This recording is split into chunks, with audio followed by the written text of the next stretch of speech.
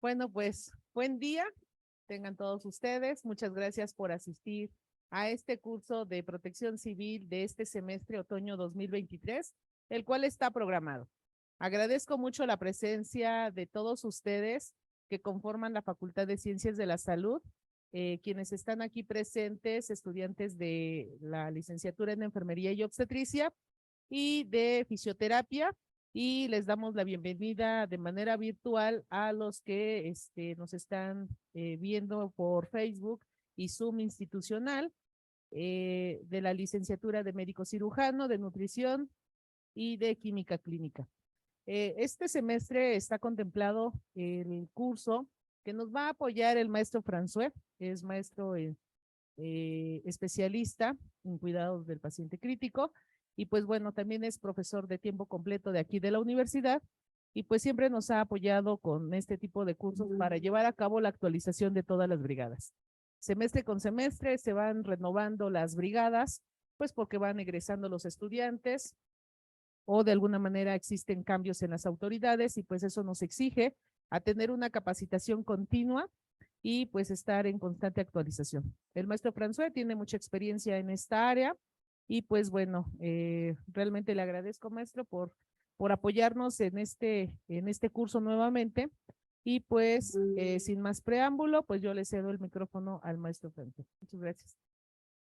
Muchas gracias, maestra, por la invitación primero, y digo, nos sentimos en casa ahorita con los que están de forma presencial, y bueno, también los que tenemos en línea. Hemos tratado de colocar la cámara para que podamos tener algunos ángulos de visión también para la gente que está en línea de algunas actividades que queremos mostrar. Al final, pues lo que buscamos es este periodo de actualización en la atención del paciente de las urgencias, pero necesariamente bajo la intención de que somos parte de las brigadas en el programa interno de protección civil. Entonces tenemos una responsabilidad sobre el cuidado de las personas, indistintamente de qué brigada nos encontremos o con qué brigada tengamos nosotros que participar. Todos tenemos que tener este conocimiento, porque bien puede haber más necesidad en un área de las brigadas que en otra, ¿no? Entonces es la idea que nosotros queremos tener. Entonces, bueno, vamos a pedir que comiencen a poner nuestra presentación que vamos a estar utilizando para el día de hoy. Vamos a hacer algunas preguntas. Los que están aquí de forma presencial podrán ir levantando su mano, podrán ir opinando. Y bueno, pues los que están a través de Zoom, pues podrán irlo comentando, ¿no? Para que veamos cuáles son estas preguntas o bueno, estas respuestas que ustedes nos tienen que dar, porque esa es la intención. ¿Cuál sería la toma de decisiones de la persona que tiene el primer contacto con nuestro paciente? De cuando tenemos un paciente, ¿qué es lo que tengo que vigilar? ¿Qué es lo que tengo que hacer con los recursos limitados a los cuales me voy a tener que someter? ¿Por qué? Porque si tenemos un paciente, tal vez los recursos sean suficientes. Pero si tenemos dos, seguramente ya no. O sea, solamente con dos pacientes tenemos una camilla. Ya no hay suficiente para poderlos trasladar, si es que los dos requirieran de una camilla. Entonces tendríamos que seleccionar adecuadamente a qué paciente sí y a qué paciente no. ¿Nos ayuda, Inge, por favor, con la siguiente diapositiva para que podamos ir continuando? Una más, por favor. La dinámica del curso, pues bueno, tendremos la teoría que estaremos revisando ahorita, la práctica que haremos aquí, que también trataremos de que sea visible para las personas que se encuentran en línea. Y bueno, pues la constancia, que es parte también de las actividades, ¿no? Y si ustedes no reciben, al menos yo creo que yo sí, yo sí voy a tener constancia, ¿no?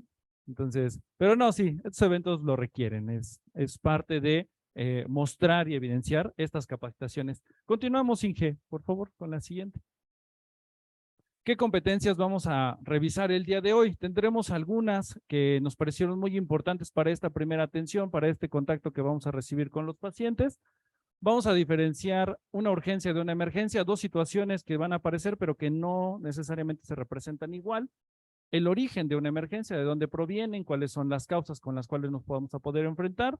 La evaluación de los escenarios, un triage que se hace en incidentes de múltiples víctimas, es decir, cuando tenemos más de una persona lesionada, cuando tenemos más de una persona que requiere atención, y la continuidad en la atención, ¿no? Que es lo que se centra el tema. El ABC del paciente o lo que la actualización nos marca el día de hoy, una XABC del paciente, por una característica muy particular que tenemos que revisar de nuestros pacientes. Seguimos, Inge, por favor. Uno más. Con el inicio de nuestra emergencia.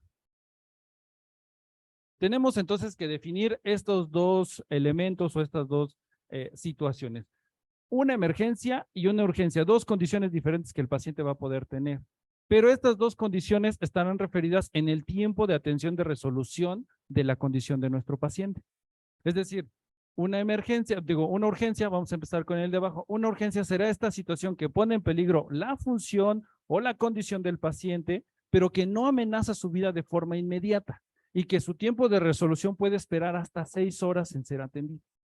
No significa que el paciente no tenga que ser atendido, pero que no necesariamente necesita ser atendido en ese momento o el proceso de resolución va a ser en ese momento. Por ejemplo, uno de los más claros de estos pacientes son los pacientes que sufren una fractura. El proceso resolutivo de la fractura no se hace inmediatamente, porque la fractura no va a poner en riesgo la vida de la persona. Ya si son 2 fracturas o más, eso podría ser, pero no por la fractura, sino por la pérdida de sangre o por la condición hipovolémica. Pero una fractura en un paciente que está jugando fútbol, fractura de tibia y peroné, esa condición no pone en peligro la vida de la persona, pero sí necesita un evento resolutivo, que va a tener que ser trasladado a un hospital, va a llegar al hospital, tendrá que ser evaluado y tendrá que entrar a cirugía para resolver esa situación, pero que no se hace en la escena y que no se hace bajo esa condición. O sea, el paciente sí se atiende, pero no se resuelve su condición hasta tiempo después y seguramente las cirugías de ortopedia ni siquiera son en las primeras 6 horas. Pueden tomar todavía más tiempo para la resolución de la condición. En el caso contrario de la emergencia, estas situaciones sí ponen en peligro la vida de las personas inmediatamente y requieren resolución en ese momento. No pueden esperar, la condición del paciente se agrava rápidamente, son un par de minutos que tenemos para poder solucionar esta condición. Por ejemplo, condiciones asmáticas en donde los pacientes tienen una exacerbación asmática y ya no hay una buena ventilación, la obstrucción de la vía aérea de un paciente, un paro cardiorrespiratorio, una hemorragia exsanguinante del paciente. Son situaciones que sí ponen en peligro la vida de la persona de forma inmediata. En ese momento necesitamos solucionar esto. Si un paciente está sangrando por una hemorragia muy importante, por la amputación parcial de una extremidad, porque fue atropellado y parte de la extremidad quedó expuesta, ese sangrado se tiene que contener inmediatamente porque no puede estar en ese tiempo. Se tiene que resolver ahí. Si un paciente tiene una crisis asmática en donde ya no puede ventilar o tiene una obstrucción de la vía aérea por algún objeto sólido, pues se tiene que resolver en ese momento. No puede esperar más tiempo este paciente. Entonces, son estas dos características que debemos de poder diferenciar de los pacientes. ¿Quiénes requieren la atención antes que otros? Y esa es la toma de decisiones que tenemos que conocer. Seguimos, Inge, por favor. El origen de las urgencias van a ser varios, se pueden dividir en todavía más elementos. Nosotros decidimos utilizar 3 elementos que tendrían esta característica. El primero es un efecto traumático. Todo intercambio de energía tendrá que ser o tendrá que entrar en el efecto traumático. ¿Qué hace al efecto traumático más grave o menos grave? La cantidad de energía que se transmite de un cuerpo a otro, ¿sí? Esta cantidad de energía es lo que va a representar realmente la situación de nuestro paciente. Vamos a poner un ejemplo. En las condiciones traumáticas, la transmisión de energía es a través de la energía cinética. A mayor cantidad de energía cinética, a mayor cantidad de lesiones va a tener una persona. Y es la velocidad lo que realmente representa esta condición. Imagínense ustedes caminando, ¿sí? Y que por alguna extraña razón tienen una bala en su bolsa. No sabemos por qué, ¿sí? Ni quisiéramos saber por qué, pero bueno, tienen una bala en su bolsa. Y ven a alguien que les cae muy mal, ¿sí? Ese que les quitó el novio o la novia. Dice, ching, le traigo un rencor de esos fuertes. Y ven la bala y su mente empieza a pensar mal y se la arrojan con toda su fuerza hacia la espalda de esa persona. ¿Le causará daño importante? Seguramente no. Pero disparen esa bala a través de un arma de fuego. Es la misma bala, es el mismo peso, es la misma característica. ¿Qué cambió? La velocidad. La energía cinética o la fórmula de la energía cinética es masa por velocidad al cuadrado entre 2. La velocidad al estar al cuadrado quiere decir que exponencialmente es mayor. Mientras más rápido viajes en un automóvil, mayor cantidad de energía cinética estás produciendo. En un accidente, a mayor velocidad, mayor cantidad de lesiones vas a tener. Cuando hay una colisión inminente, ya no puedes hacer nada por evitar la colisión. La mejor estrategia es tratar de disminuir toda la velocidad posible, porque a menor velocidad, menor cantidad de energía cinética exponencialmente. Entonces, el trauma es eso. El trauma es la transferencia de esta energía de un punto a otro, de un lugar a otro. Y a mayor cantidad de energía, pues mayor cantidad de lesiones. No es lo que nuestro paciente va a tener. Después tenemos las urgencias médicas, que sería otro ramo. Ahí entrarían muchos. Condiciones donde el paciente tiene una exacerbación por eventos que ya sean crónicos, porque es hipertenso, porque tiene antecedentes de infarto, porque tiene una dislipidemia, porque es diabético y tiene una exacerbación de su propia enfermedad. Aumenta la presión, bajan los niveles de glucosa, se infarta el paciente por las condiciones que tiene en los riesgos cardiovasculares. Y bueno, ahí encontraríamos toda la condición médica que puede tener nuestro paciente. Y la otra es hacia una situación obstétrica, que no puede entrar en los otros dos, porque la condición obstétrica no es un proceso patológico. Tiene complicaciones, pero que no es un proceso patológico. Es decir, si atienden un parto aquí, no es una urgencia médica, porque no está exacerbada una situación, están atendiendo una condición natural que va a tener la persona, bueno, la mujer, pero no es una condición clínica, no es una exacerbación, es una situación esperada. Por eso es que tiene su apartado, por eso es que tiene su lugar, y tiene su lugar por la alta importancia que tiene a nivel mundial, ¿sí? El embarazo, la atención del embarazo, el cuidado de la mujer embarazada, tiene un alto índice en todos lados, en los hospitales, en los centros comunitarios, en las escuelas, en todos lados la mujer embarazada tiene mayor cantidad de atención o es la primera en ser atendida. Continuamos, Inge, por favor. Se puede subdividir en más, pero elegimos estos 3 que nos ayudarían a tenerlo. ¿Qué hacemos cuando vamos llegando a las emergencias? ¿Sí? Primero, evaluar la escena. El escenario es muy importante. ¿Dónde me encuentro? ¿Qué es lo que estoy haciendo? Si soy parte de la brigada y me dicen, oiga, es que, pues, un visitante, no quisiera hablar ni de maestros, ni de directivos, ni nada. Oye, un visitante que vino a la dirección se siente mal y pues ustedes saben dónde están los botiquines y ya lo llevas. Ah, bueno, pues es una situación aislada, sabemos que está en una oficina, no necesitamos en realidad tener algún otro tipo de seguridad. La gente que está aquí nos ayudará a sacar a las personas que se encuentren y solamente dejar a los que van a atender. Pero si sucede en las afueras de nuestras instalaciones, si sucede durante el transporte público, los escenarios son distintos, ¿no? Si sucede durante el traslado a la escuela, bueno, pues la carretera se vuelve un lugar peligroso. Desafortunadamente se han tenido estos incidentes en donde los vehículos de transporte público sufren algún tipo de colisión y le toca a nuestros alumnos estar ahí. Se vuelve una situación diferente en donde tenemos que tener otros cuidados. Lo primero es esta escena, es evaluar que la condición y el lugar en donde yo me encuentre sea seguro para que yo pueda ayudar si estoy en condiciones de poder ayudar. Y la ayuda va más allá de llegar y tener contacto con el paciente. La ayuda y en las normas oficiales y en los decretos nacionales dice que los primeros auxilios son las primeras atenciones o garantizar la secuencia en la atención de los pacientes. Es decir, yo para brindar primeros auxilios no tengo que atenderlo, no tengo que tocarlo físicamente o tengo que contener su hemorragia porque no tengo con qué hacerlo, porque no tengo los elementos para poder hacerlo. Pero si llamo y activo el sistema médico de urgencias, sí estoy brindando primeros auxilios porque estoy garantizando que alguien va a llegar a ayudar a esa persona. Entonces, desde ahí nosotros podemos empezar a ayudar, desde ahí nosotros tenemos que evaluar estas necesidades. Seguimos, Inge, por favor. ¿Qué otras preguntas tendría que hacerme al llegar? Bueno, mecanismo de lesión o naturaleza de la enfermedad. Pues tengo que llegar y preguntar qué pasó, qué tiene. No, pues le duele su pecho. Ah, solamente Dios sabrá qué tendrá este señor que le duele su pecho. A lo mejor tiene un problema emocional, ¿no? Pero, pues tengo que saber cuál es el origen. ¿Es origen clínico? ¿Es origen traumatológico? ¿Qué le pasó? Ah, pues es que venía bajando las escaleras y venían jugando y se torció su piecito. Ah, bueno, pues sabemos que es una condición traumatológica que no pone en peligro su vida y que tendremos que ver cuál es la atención y seguimiento que le tendremos que dar. El de abajo es muy importante. ¿Cuántos pacientes son? las comunidades estudiantiles que tenemos, pues tienen un número importante de población. Y entonces una situación como las que han pasado en otros estados, que afortunadamente aquí no son de tanta relevancia, en donde hay más de un lesionado, pues requiere saber cuántas personas son. Y si son muchas personas, no necesito saber cómo están todos. Primero necesito saber cuántos son y cuál es la condición en la que están. Pero ni siquiera se empiezan a atender. O sea, el paciente, al extender la cantidad de pacientes, no tenemos que atender a todos los pacientes. Tengo que seleccionarlos para poder migrar la ayuda a los pacientes en la forma adecuada en la cual lo van a recibir. Porque si agarras al primero que encontraste, así no funciona.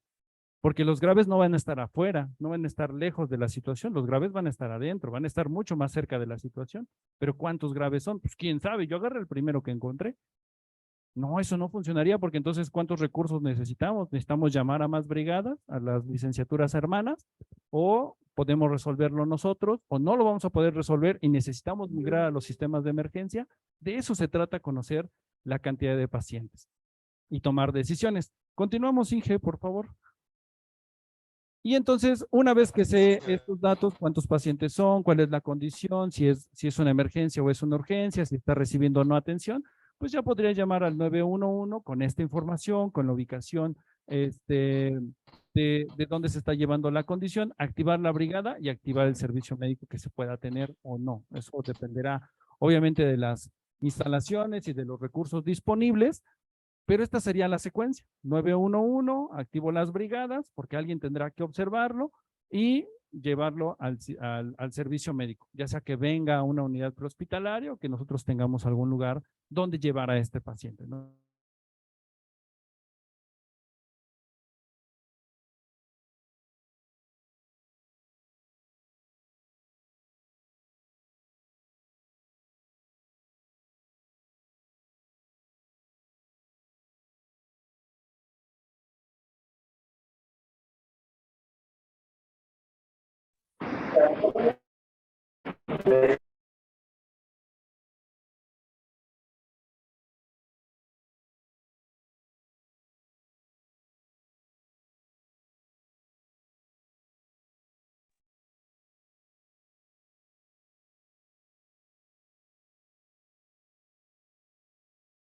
Y entonces vamos tomando otros puntos importantes. Nuestro equipo de protección personal tenemos que estar identificados.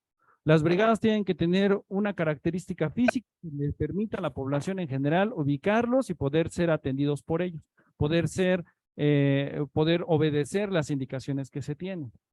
Cada edificio y cada lugar en la infraestructura que tenemos en la facultad tiene que tener sus propias características. Por ejemplo, ahorita que nos encontramos en el edificio de enfermería, que compartimos con fisioterapia, tenemos que entender que en el momento de la evacuación no tengo que pasar sobre los puentes colgantes. Entonces tengo que salir pegadito a la pared para poder egresar a los puntos de reunión y no pasar por en medio porque va a ser la zona que va a poder colapsar durante un sismo. En medicina seguramente habrá unas características diferentes, en nutrición tendrá que existir otra característica diferente del espacio. Tengo que conocer mis rutas de evacuación, es mi responsabilidad hacer eso. Y como brigadista la responsabilidad va más allá, porque son situaciones que tengo que observar, pero que también tengo que poder solucionar. Si veo que mis letreros de las rutas de evacuación, uno ya se cayó en el piso y ya está tirado y soy parte de la brigada, y si no lo fuera también, pero aquí hay puros brigadistas o gente que estaría en estos lugares, pues tengo que levantarlo, llevarlo donde se tenga que hacer o pegarlo, ponerlo en su lugar nuevamente, porque es parte de la infraestructura. No podría yo quedarme con, bueno, pues a mantenimiento, ¿no? Eso que venga un señor y que lo ponga.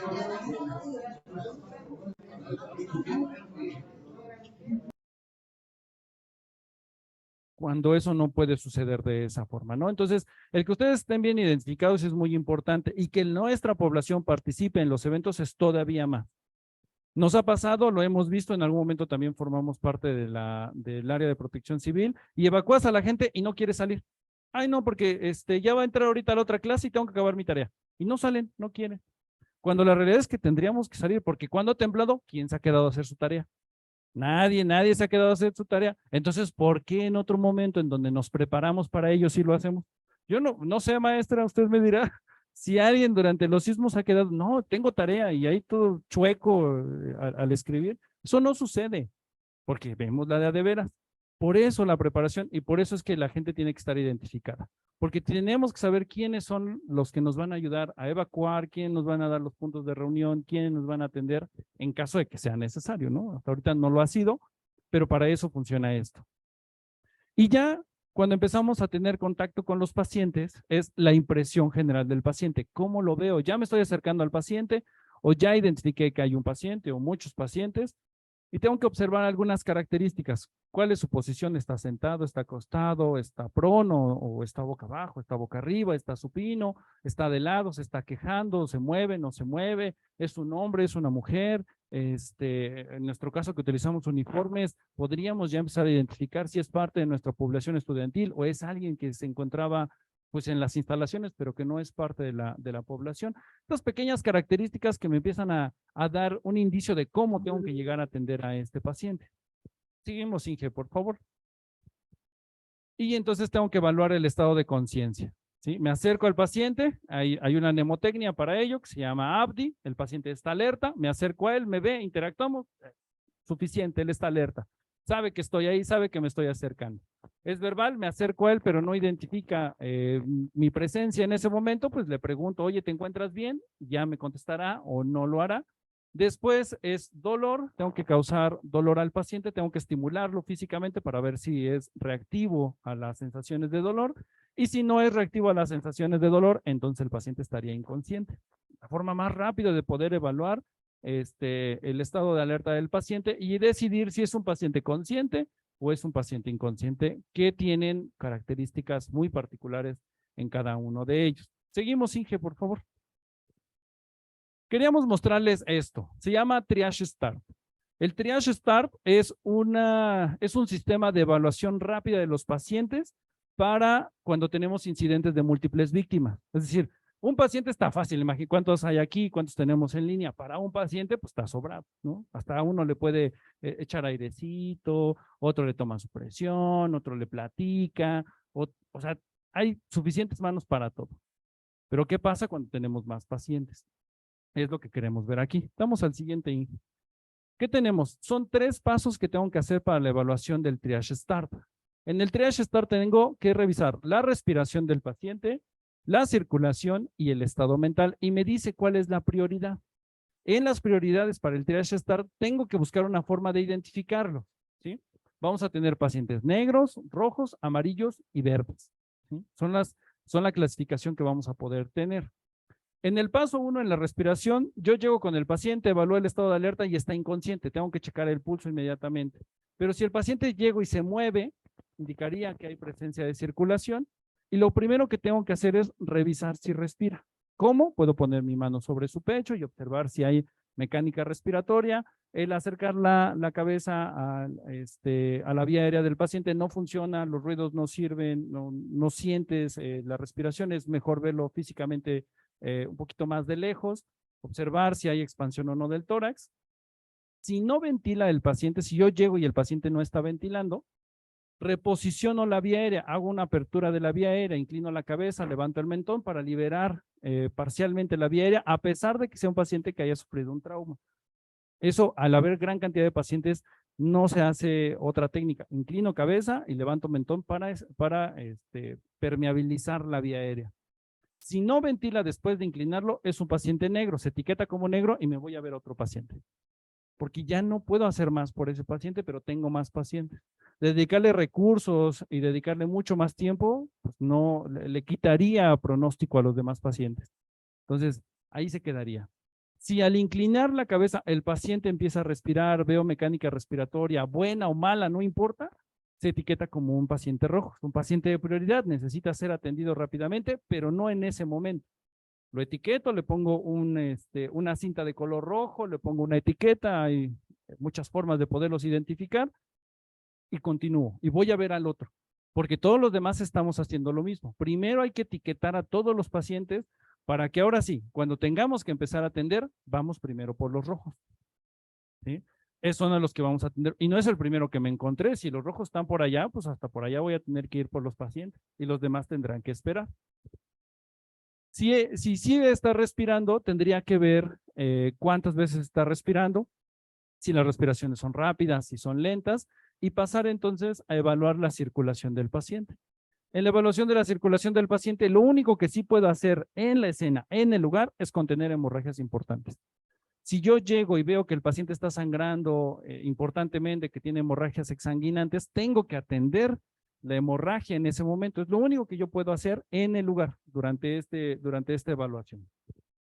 Y continuar. Si tiene una hemorragia importante, la contengo, trato de contenerla con los medios que tenga disponibles y continúo, me voy con el otro paciente. Si está respirando, si no tiene hemorragias que sean graves, que sean exsanguinantes, que puedan manchar toda su ropa, que puedan generar un charco hemático cercano a donde él se encuentra, entonces paso a evaluar el estado mental. Llego al estado mental y evalúo si el paciente puede obedecer órdenes simples. Si obedece órdenes simples, pues bueno, el paciente podría ser catalogado con un color amarillo, pero si no puede obedecer órdenes simples, como levantar su mano, como sujetar mis manos, como cerrar los ojos, si no puede obedecer alguna orden que yo le dé que sea factible para él en ese momento, entonces también estaría catalogado como un rojo. Si no respira y a pesar de abrir vía aérea, sería uno negro. Si el paciente tiene una hemorragia exsanguinante, sería uno rojo. Si el paciente tiene un problema neurológico, también sería uno rojo. Y así es como vamos nosotros eligiendo a los pacientes. Vamos tratando de poder etiquetarlos basado en las necesidades que tienen. Pasamos uno más, ingeniero, por favor. Tenemos algunas formas, etiquetas, se puede hacer con listones, ¿sí? Porque, bueno, pues la etiqueta tiene cierta comercialización, llega a ser más cara, pero con listones de colores se podría hacer sin ningún problema, se lo amarras en la mano y ya sabes si es un verde, un rojo, un amarillo o un negro. Siguiente, ingeniero, por favor. Ok, ustedes van a decidir qué paciente es. Les leemos el caso y ustedes van a tener que decidir qué color le dan, verde, amarillo, rojo o negro. Dice, paciente masculino de 50 años de edad, sangrado importante en la cabeza, no responde al estímulo físico o al estímulo verbal. ¿Qué color le dan? Ok, aquí nos dicen rojo. En el chat pueden estar escribiendo si es rojo, si es amarillo, si es verde. Solo son esos colores. Bueno, negro. Damos uno más, ingeniero, y vemos rojo. Muy bien. Clasecita express y ya quedó listo. Pero vamos a ver otro ejemplo. A ver, Inge, por favor. Paciente femenino, está sentado, se queja de mucho dolor en la pierna izquierda, se nota deformidad en la extremidad. ¿Qué será? ¿Rojo, amarillo, verde, negro? Amarillo, nos dicen por acá. Ya veremos después en el chat, veremos qué es lo que nos están ayudando a escribir. Damos uno más, sí. Amarillo, ¿eh? ¿Qué tal? Son muy buenos. Sí, me queda claro, por eso están aquí. Ah, sí, definitivamente. Seguimos, ingeniero, uno más. Porque tenemos muchos aquí. Las 2 horas son aquí, de hecho. No es cierto, son solo uno. Paciente masculino, 25 años de edad, no respira y no respira después de inclinar la vía aérea. Negro. Adiós. Y continuamos a ver el otro. Ahí está. Sí, definitivamente. Situación difícil, porque puede ser un amigo, un colega, pero eso garantizaría la atención de los demás, ¿no? Claramente, esta toma de decisiones es importante. Uno más, ingeniero. Paciente masculino, 35 años de edad, está gritando por miedo a lo que aconteció. Verde, exactamente. A ver, señor, grite, pero por allá. Allá párese y allá grite todo lo que usted quiera, porque se puede mover, porque está respirando, porque claramente está alterado, ¿no? Saber todos los que están gritando, aquí de este lado párense y ahorita los atendemos, ahorita los abrazamos, pero vamos a ver a los rojos primero, ¿sí? Eso funciona muy bien, ¿eh? Todos los que pueden caminar, allá. Porque si pueden caminar, no hay condiciones en deformidad, pueden obedecer órdenes sencillas y por default avientas a todos los verdes a un solo lugar, ¿no? Eso funciona bien. Uno más, sí. Paciente femenino, 25 años de edad, con embarazo de 5 meses, dolor abdominal y está sangrando en un brazo. Amarillo, rojo. A ver, aquí, levante su mano los amarillos. Un amarillo, 2 amarillos, bueno, ya no están solos, 3 rojos, la mayoría. Los otros son neutrales, ¿no? Son más, más tranquilos, ¿no? A ver, hija, vamos a ver, ¿qué le pusimos a este? Rojo. ¿Se acordarán que al inicio decíamos que las mujeres embarazadas son prioridad y son prioridad en todos lados, ¿ok? En los ambientes hospitalarios y en los extrahospitalarios. Si tenemos muchos pacientes y hay una paciente embarazada, se vería un rojo más brillante, ¿sí? Porque primero se traslada y se atiende a la mujer embarazada y después se atienden a los demás rojos. Porque podemos tener 5 rojos, ajá, y de estos 5 rojos, ¿a cuál me llevo primero? Si no hay una mujer embarazada, podrás elegir el que tú creas en ese momento y con lo que tú estés observando. Pero si hay una mujer embarazada, es el primer paciente que se traslada, es el primer paciente que se atiende, es el primer paciente que se le dan los recursos, ¿sí? Y así está en la ley, así está en las condiciones internacionales, es un indicador del desarrollo en los países, las muertes maternas. Entonces, si es mujer embarazada, es rojo y es la primera que se atiende, ¿sí? Así que si quieren ser las primeras que se atiendan, pues, pues no tengan accidentes, mejor, ¿sí? Seguimos, por favor. Uno más. Paciente femenino, 30 años, que no obedece órdenes simples.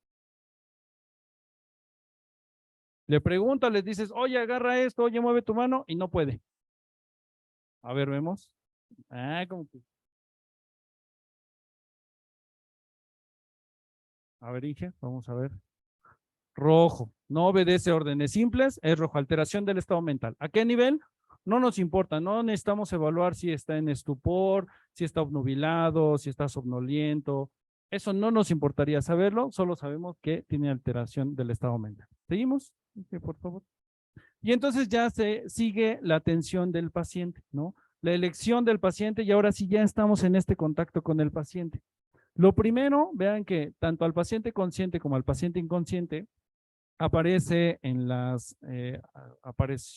empezó a describirse en los manuales del Colegio Americano de Cirujanos la atención de las hemorragias exsanguinantes. El ATLS ya lo tiene ahí, existen cursos relacionados solamente a la contención de estas hemorragias, pero son hemorragias importantes que ponen en peligro la vida de los pacientes y que tienen algunas estrategias para su contención. Avanzamos, Inge, por favor. Y empezaríamos con la X, ¿no? Con esta hemorragia exsanguinante.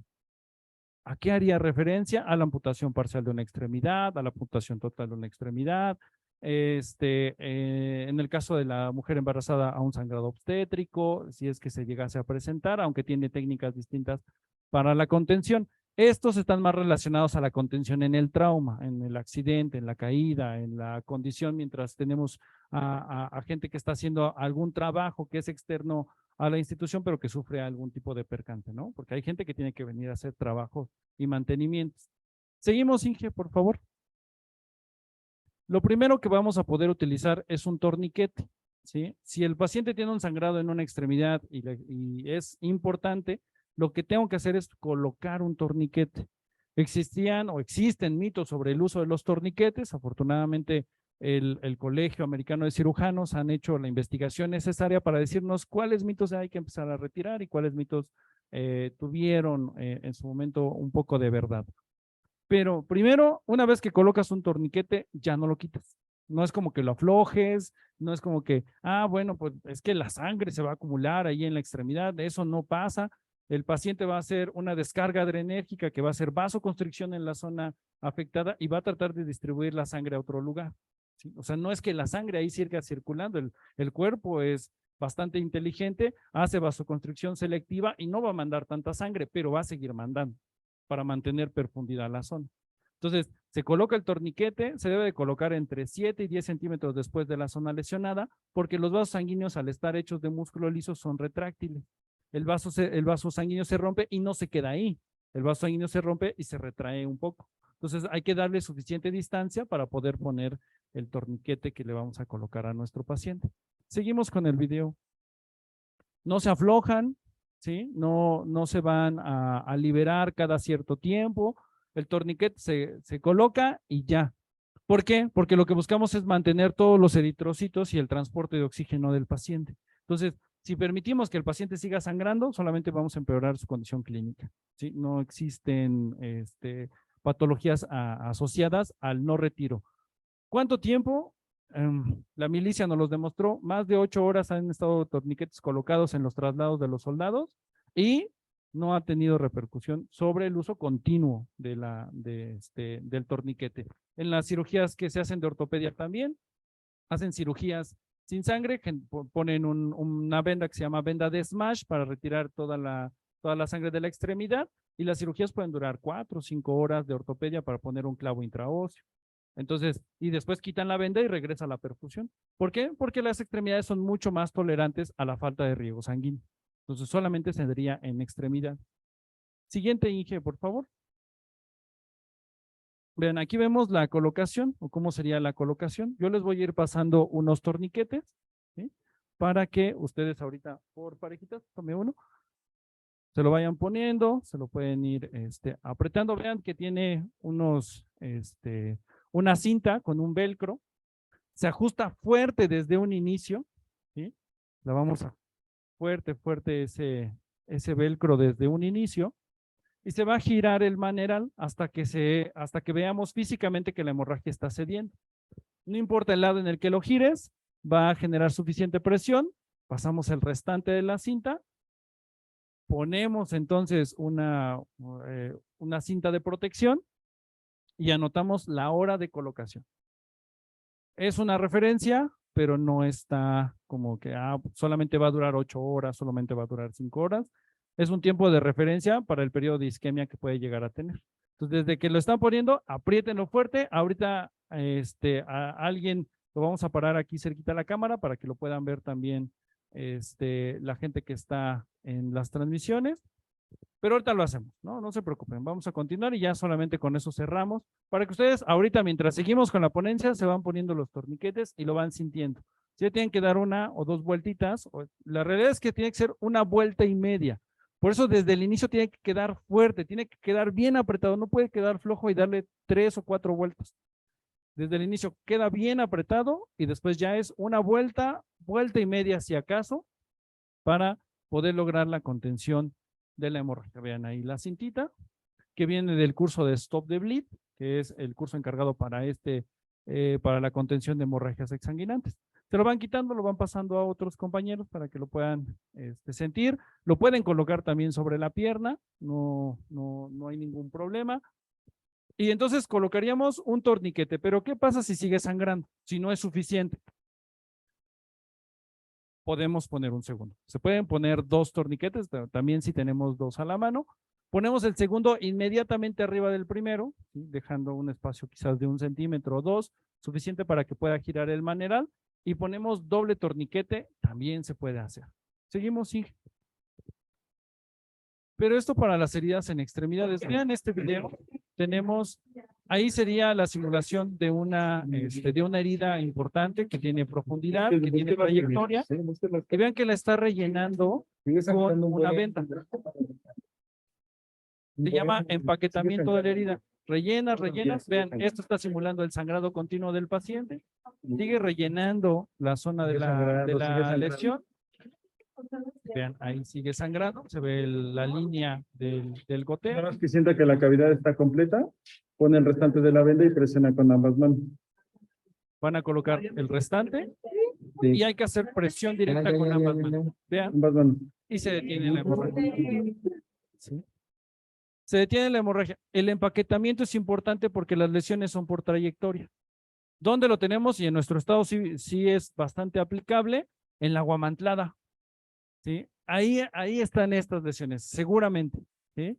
Ya sea por la situación directamente relacionada al evento taurino o por los pleitos que hay después, ¿sí? Los pacientes son apuñalados, tienen este tipo de heridas, y si tú pones una gasa o un lienzo o una compresa encima de la herida está sangrando en la cavidad interna que se generó. Entonces, son estas vendas o estas gasas que se llenan y se llenan y se llenan. ¿Por qué? Porque no estás haciendo presión sobre la herida, sino estás haciendo presión en la superficie. ¿Qué tenemos que hacer? Meter esta venda, o hay gasas hemostáticas ya en tu venta comercial para contener este tipo de hemorragia. ¿Sí? Bueno, pues ahí están los cursos también que lo pueden avalar. Seguimos, Inge, por favor.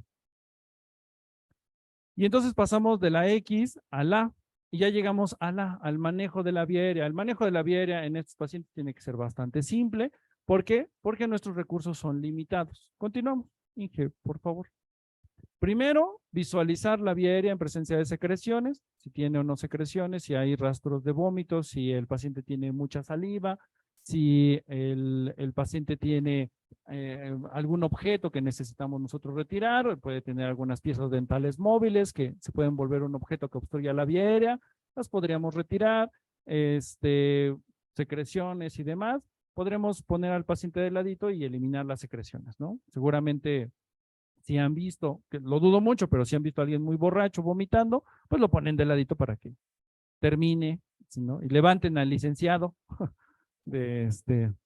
Pero bueno, tal vez aquí no, seguramente aquí no, pero si se llegasen a encontrar a alguien en esas situaciones, porque tienen buenos hígados también. Siguiente, Inge, por favor.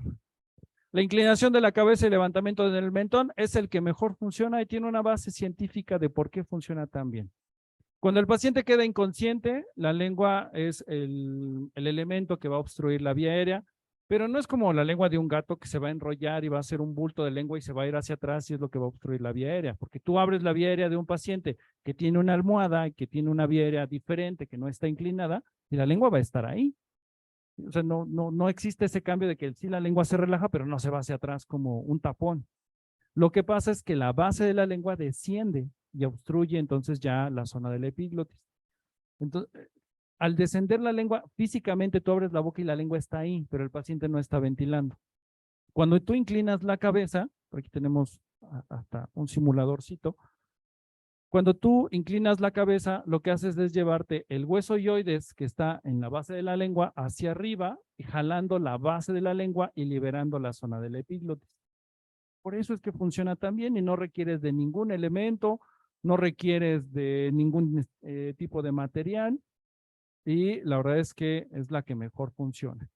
Entonces, pero tiene su base. La lengua lo que va a hacer es bajar nada más, obstruir la vía aérea y al inclinar la cabeza nos llevamos a través del hueso hyoides que está anclado a la base de la lengua, empujamos la lengua hacia arriba y liberamos la vía aérea del paciente.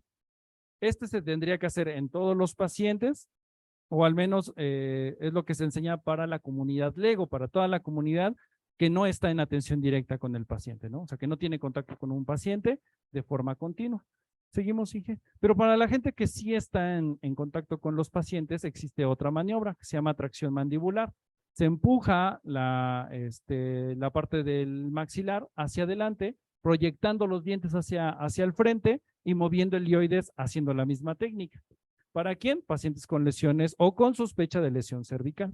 Que por alguna razón yo sospeche que el paciente tiene una lesión cervical, porque fue golpeado directamente en la zona cervical, porque el paciente cayó golpeando el hombro y la cabeza como primer contacto en la caída, porque se encontraron en el cabezazo los dos, golpearon ambas cabezas al mismo tiempo. Bueno, sí estoy sospechando de este tipo de lesión y tendría que hacer esta maniobra. La otra estaría contraindicada en este paciente. Pero si no se tienen el contacto directo con los pacientes o la preparación que amerita la atención del paciente, la inclinación de cabeza y levantamiento del mentón es universal para la comunidad LEGO, para la comunidad que aprende primeros auxilios, ¿no? En general, cualquier persona. Seguimos, Inge. Podemos hacer uso de algunos elementos, como pueden ser algunas cánulas para estabilizar la vía aérea y quitar el método manual, ¿no? Ya no inclino la cabeza, ya puedo dejar una cánula, como lo vemos ahí, la colocan hasta empezando por el paladar duro hasta llegar al paladar blando, gira 180 grados y, bueno, queda en la inserción en la vía aérea de nuestro paciente. Entonces, ¿esto de qué depende? Pues del uso de los materiales y del tipo de población. Porque si le ponemos una cánula a un paciente, esa cánula ya se perdió. O sea, si un paciente necesita esa misma cánula, pues ya no hay más. Seguramente solamente tenemos un paquete con sus diferentes medidas. Entonces, lo vuelve complicado cuando tenemos muchos pacientes. Seguimos, Inge. Y en la B, eso es solamente la permeabilidad de la vía aérea. Tengo que garantizar que esté permeable, con posición y con la liberación de secreción, ¿no? Que es lo que tendría que hacer. En la B ya va la ventilación y la oxigenación de mi paciente. Si es que lo tengo al alcance, La oxigenación, la ventilación, esa sí sería necesaria. Uno más, Inge, por favor. ¿Qué tengo que evaluar de la ventilación? La frecuencia respiratoria, la calidad de la respiración y el ritmo, ¿no? El ritmo es estable, se va pausando. Si tenemos el conocimiento, tiene alguna característica muy específica este tipo de respiración. Y la calidad, la ventilación es profunda, expande completamente el tórax, o la ventilación es de mala calidad, se ve como muy superficial. Este tipo de ventilación serán evaluaciones rápidas que puedo estar haciendo. ¿Seguimos? ¿Para qué? Para decidir entre si le ayudo a ventilar al paciente o le pongo oxígeno suplementario nada más. Si el paciente no puede respirar por sí solo, tendríamos que ayudarlo. Sin embargo, pues no es la mejor técnica que tendríamos que utilizar, porque durante las ventilaciones el aire también se va al estómago, se llena el estómago de aire y el paciente tiene mayor riesgo de tener emesis y entonces de tener una vía aérea complicada. Entonces, si se puede evitar, mejor, pero si no se puede evitar, tendríamos que ayudar a ventilar al paciente de forma mecánica, ¿no? Tratar de compensar la condición mecánica del paciente. Pero si el paciente está respirando por sí solo, entonces podemos utilizar oxigenoterapia. Aquí dejamos el dispositivo, los litros que tiene capacidad de administrar, la FiO2 por cada litro aumentado en cada uno de los dispositivos y bueno, pues algunas consideraciones en donde podríamos utilizar o no estos elementos, ¿no? Que no estaremos, la plática no está relacionada a un manejo de oxigenoterapia, sino a entender que puede ser parte de las alternativas que nosotros podemos utilizar. Esto en la referencia del paciente aquí, en los escenarios extrahospitalarios. En el hospital claramente hay otras necesidades y hay otras condiciones que tenemos que vigilar del paciente para la oxigenoterapia del mismo, ¿no? ¿Cuándo va a fracasar o cuándo va a ser exitoso este tratamiento? Seguimos, Inge, por favor. Y llegamos a la C. La C que habla ya de la circulación del paciente. Tengo que también hacer la evaluación del mismo. Continuamos, por favor. Y aquí tenemos que prevenir el estado de choque. Hay mucho más que atender de la C, pero queríamos centrarnos solamente en la condición relacionada al estado de choque porque la identificación no es difícil, pero el comprender qué es lo que sucede lo llega a ser sobre todo para la población en general. Avancemos uno más, Inge, por favor. ¿Aparecemos ambos? Ahí. El estado de choque será una deficiencia entre el aporte de oxígeno y glucosa que van a tener las células, pero de forma generalizada, ¿sí? En términos bastante simples y bastante cortos. Pero sigue sin ser suficiente. Una más. ¿Otra? Avancemos una más, por favor. Van a hacer ustedes la prueba de esta técnica que tiene un fin distinto, ¿sí? Pero que nos ayuda con lo que nosotros estamos buscando. Se llama test de Allen, es muy específico para la toma de una flebotomía, para la adquisición de muestras arteriales y al final poder interpretarlo a través de una gasometría.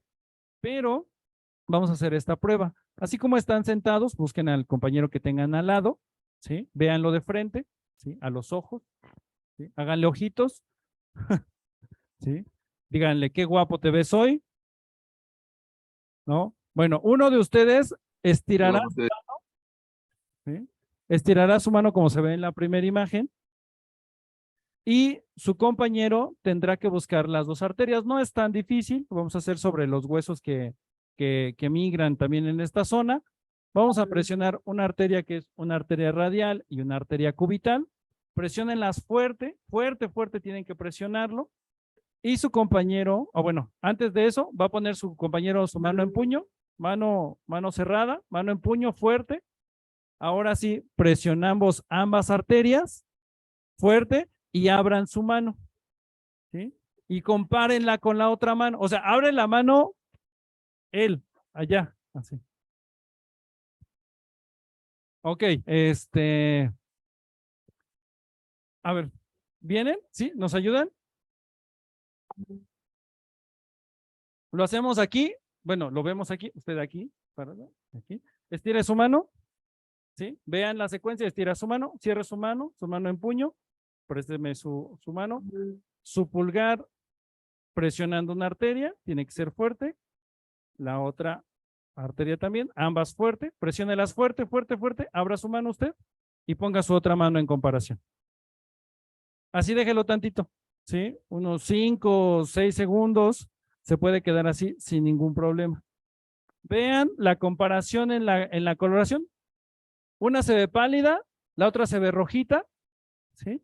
Y es lo que ustedes tendrían que ver ahí. Ya, puede soltarla y regresará la circulación a esa mano. ¿No? Entonces, eso, pero hay que llevarlo más allá todavía. No es, sigue sin ser suficiente. La definición y la actividad no es suficiente. Tenemos que cerrarlo en algo. Inge, ¿me ayudaría a hacer paso de uno más? Otro, avancemos de a uno. Ahí. ¿Qué sintieron? ¿Encontraron esto? Cambien la coloración, claro. El paciente se vuelve pálido. Así como estaba su mano, así está todo el paciente. Y eso es el estado de choque porque es generalizado. Aquí fue muy local, fue muy de un solo lugar, pero el paciente lo va a generalizar. El paciente lo va a saber pálido cuando llegue. Temperatura y sensación de frío. ¿Alguien lo sintió? Si no lo sintieron, lo pueden dejar más tiempo para que su mano se empiece a enfriar otro poquito. ¿Por qué? Porque no hay circulación. Por eso es que esa circulación deficiente no es suficiente para compensar los requerimientos del paciente. ¿Qué otra cosa sintieron? Como hormigueos. Cuando empieza a regresar la sangre, se siente parestesias, ese tipo de hormigueos. ¿Qué más? ¿Sintieron algo más? ¿A alguien le sudó su mano? Ah, bueno, ahí, así todos, no, mi mano no suda. Déjenla otro ratito y verán que sí lo hace. Esa sudoración también es característica del paciente en estado de choque. Avanzamos uno y hormigueo, ahí está. La parestesia es una característica también que el paciente nos va a hacer de referencia. Uno más. La sudoración o diaforesis. Estos pacientes parece que los bañaron, ¿sí? Su mano empezó a sudar un poco nada más, pero estos pacientes en estados de choque va a parecer que los mojaron con una cubeta y toda su ropa estará empapada en sudor. También muy característico del sistema compensador para nuestro paciente. Seguimos, Inge, por favor. Cansancio, si ustedes abren y cierran, de repente se vuelve más difícil porque no hay suficiente sangre que esté nutriendo y que dé la energía para hacer los movimientos repetitivos. El paciente se va a ver letárgico, se va a ver somnoliento también. ¿Avanzamos? Ok. Si el paciente pierde temperatura, se puede poner frío, ¿qué tendría que hacer con él para ayudarlo, para atenderlo? Entonces, si se empieza a enfriar, ¿qué tendría que hacer con él? Taparlo, tendría que taparlo, pero taparlo no es suficiente. En las leyes de la termodinámica, dos cuerpos a diferente temperatura buscarán la igualdad en un punto medio. Es decir, que el elemento que tenga mayor temperatura cederá temperatura al que tenga menor hasta tratarlo de elevar y que ambos se equilibren. ¿Qué quiere decir? Que si el paciente está en el piso, va a perder temperatura aunque lo tape. Tengo que aislarlo primero de la superficie, ¿sí? Con un cartón, con una cobija, con lo que tenga. Primero lo aíslo de la superficie para que no pierda calor a través de la superficie y después lo tapo. ¿Sí? Porque donde va a perder calor es por el contacto, por este equilibrio térmico que todo en la naturaleza tiene que buscar. Entonces lo tendría que tapar. Si el paciente no tiene una buena circulación, que es lo que vimos ahorita, ¿cómo le ayudaría a tener una mejor circulación al paciente? Le elevo las extremidades inferiores, efectivamente, mejorará el flujo de sangre que tienen las extremidades, irá a órganos más importantes. ¿De qué otra forma podría hacerlo? ¿Qué obstruye en el paciente que no permita que tenga un buen flujo sanguíneo a todo su cuerpo? El reloj, el cinturón, el brasier en el caso de las mujeres, ¿sí? Habría que liberarlo para que la circulación vaya mejor hacia los órganos importantes. ¿Sí? Si el paciente está sudando mucho, ¿qué tendría que hacer? ¿Lo cambio? ¿Le cambio su ropita? No, ¿verdad? Pues nada, eso no tendríamos nada que hacerle, es una respuesta natural del cuerpo, pero tendría que ir disminuyendo conforme nosotros podamos ir atendiendo al paciente. Avanzamos con estas, lo aislamos de la superficie, aflojamos la ropa, definitivamente. elevamos las extremidades, que son decisiones que ustedes están tomando de acuerdo a la necesidad del paciente, cubrimos al paciente y el mantenerlo consciente, a veces los manuales se malinterpretan, ¿sí? Las traducciones de los manuales son a veces un poquito mal interpretadas. No se trata de mantenerlo consciente, se trata de obtener la mayor cantidad de información posible antes de que el paciente quede inconsciente, porque hablarle no garantiza que no quede inconsciente, pero el hablarle es obtener más información del paciente, dónde vive, cuántos años tiene, si sufre o no de alguna enfermedad, si es alérgico a algo, información que será importante cuando llegue al hospital y que en el hospital ya no nos va a poder proporcionar. Entonces, no es como que si yo le hablo, eternamente va a estar consciente. Si se va o si va a quedar inconsciente, lo va a hacer.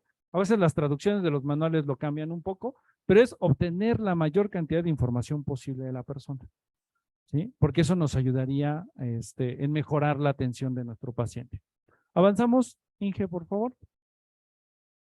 Y bueno, pues les dejamos para que puedan escanear y a través de Protección Civil de Facultad les creamos unas pequeñas tarjetitas de consulta que van a ustedes a poder descargar de este Drive, en donde las creamos para la brigada, ¿no? Por ahí agregamos algunos tópicos que creemos que son importantes y que, bueno, puedan ser de utilidad para ustedes, que se lo puedan llevar. Si lo comparten, pues para nosotros mucho mejor, porque de eso se trata, ¿no? Lo traemos para ustedes, pero si ustedes a alguien creen que le pueda servir, pues bueno, ahí también pueden estar. Ya lo hicimos llegar a la maestra Norma, que es la responsable de Protección Civil de Facultad, para que a su vez lo baje a cada licenciatura y pueda llegar, bueno, pues a todas las personas que sea necesario. Bueno, pues maestra, no sé si cerramos con algo más, si en la audiencia aquí o en línea existe alguna duda que podamos resolver o bueno, pues nos dirán. Pues muchas gracias, maestro François. La verdad es que, como siempre, una excelente ponencia. No sé si tengan alguna duda referente al tema, algo que quisieran que se amplíe un poquito más, algún comentario que quieran hacer, o de manera virtual, si existiera en el chat algún comentario, Inge.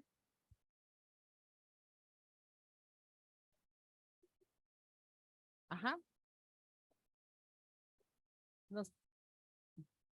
No, tampoco. Bueno, sí, adelante.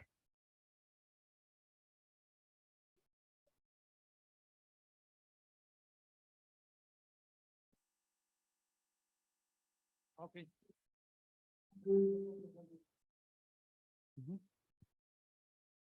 Ok.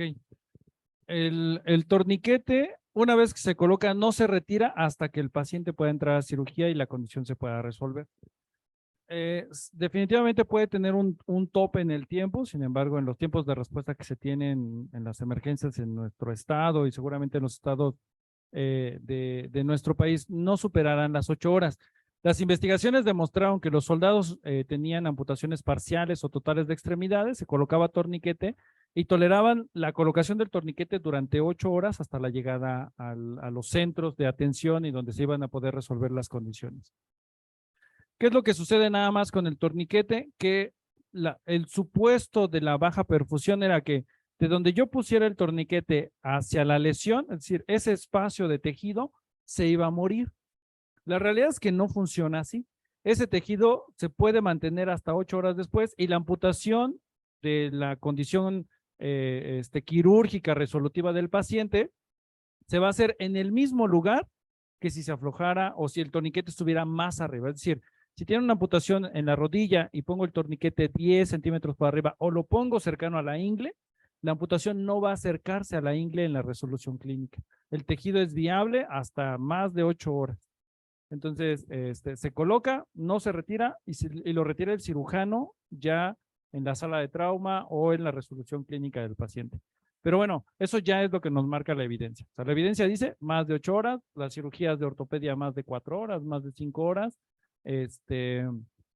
con este tipo de torniquetes, que son como esta venda que trajimos, que es una venda de Smash, y pueden estar ahí por mucho más tiempo. Y no se aflojan. De hecho, si superaran esas 8 horas, ahí se queda, porque el riesgo es la muerte, la pérdida de volumen del paciente. No podemos permitirnos, todos los eritrocitos cuentan, es el eslogan que ha marcado el Colegio Americano de Cirujanos.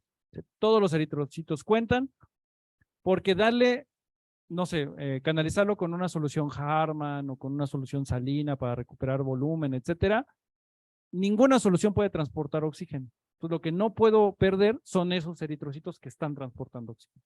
Entonces, no se quita. Y puede ser hasta un poco más de 8 horas. ¿Alguna otra pregunta? Ok.